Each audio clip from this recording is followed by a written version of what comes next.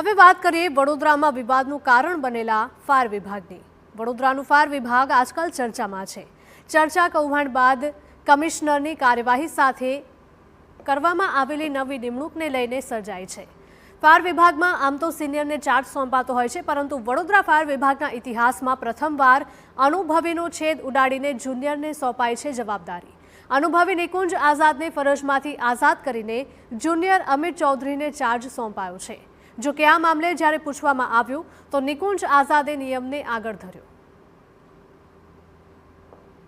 ગયા વર્ષે જે ચાર્જ આપવામાં આવ્યો ત્યારે ડીઓ સાહેબ નહોતા, ત્યારે આપણે ડિવિઝનલ ઓફિસર સાહેબ નહોતા અને જે તે સમયે સિનિયોરિટી પ્રમાણે આવતું હતું તે સમયે એમસી સાહેબે ચાર્જ આપ્યો હતો અને અત્યારે પણ જે સિનિયર છે એમને ચાર્જ મળે છે યોગ્ય છે। કોઈ ચેલેન્જ છે?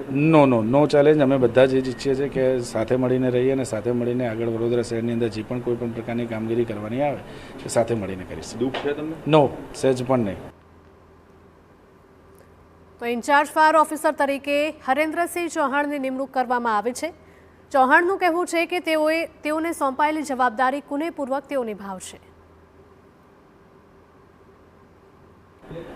ઓફિશિયલી ચેલેન્જ તો છે જ, બરાબર। જોઈએ ચેલેન્જને જેટલું ડિકેટ કરી શકીએ છીએ અમે એટલું પોસિબિલિટી એ પ્રમાણે કામગીરી કરશું।